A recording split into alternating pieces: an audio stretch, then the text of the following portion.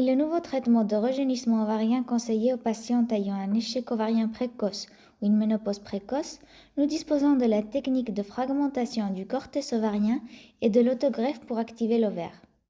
Les patientes ayant un échec ovarien précoce ou une ménopause précoce disposent dans l'ovaire d'une dotation de follicules ou d'ovules qui restent inactifs ou endormis, qui ne peuvent être activés avec aucun des traitements disponibles.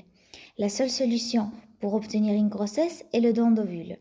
La fragmentation ovarienne consiste à réaliser une laparoscopie qui est une technique chirurgicale dans laquelle nous introduisons une caméra dans le nombril qui permet d'avoir une vision directe et de travailler dans la cavité abdominale avec plusieurs instruments. L'extraction d'une partie du corteau de l'ovaire serait alors réalisée, qui serait ensuite fragmentée en petits fragments au cube que nous réintroduisons dans plusieurs emplacements de l'ovaire contralatéral. Il semblerait que la fragmentation du corteau ovarien active ces follicules qui seraient endormis dans l'ovaire, ce qui permettrait dans certains cas la réponse à la stimulation par des médicaments utilisés dans les traitements de procréation assistée, y compris la réapparition des cycles menstruels et des cycles ovulatoires spontanés chez ces patientes. Au terme du traitement, la patiente restera en observation pendant quelques heures, même si une hospitalisation n'est généralement pas requise. Après le traitement, la patiente devra suivre un traitement de stimulation ovarienne et réaliser un suivi rigoureux dans lequel nous contrôlerons l'activation de l'ovaire et la réponse à la stimulation, y compris dans certains cas la réapparition de cycles menstruels et des cycles ovulatoires spontanés. Des grossesses, aussi bien après une fécondation in vitro que spontanées, ont été rapportées. L'administration de plasma riche en plaquettes intra-ovariennes constitue un nouveau outil de traitement chez des patients diagnostiqués d'une faible réserve ovarienne. La faible réserve ovarienne représente une baisse de la quantité des ovules obtenus après un traitement de stimulation ovarienne, voire une absence de réponse à cette dernière, ce qui implique une diminution considérable dans la probabilité d'obtenir une grossesse.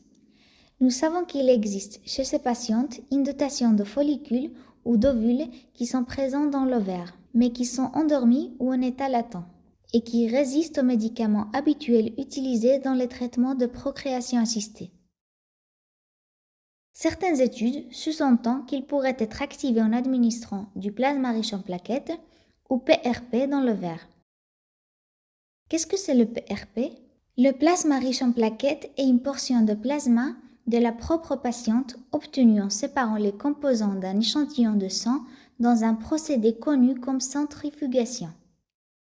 Cette portion de sang contient une concentration élevée de plaquettes qui à son tour libère une grande quantité de facteurs de croissance impliqués dans la réparation de différents tissus, comme la réparation de l'endomètre chez des patients ayant un échec d'implantation et de l'endomètre réfractaire au traitement, et dans ce cas, dans l'activation de l'ovaire. Son application est très rapide et indolore.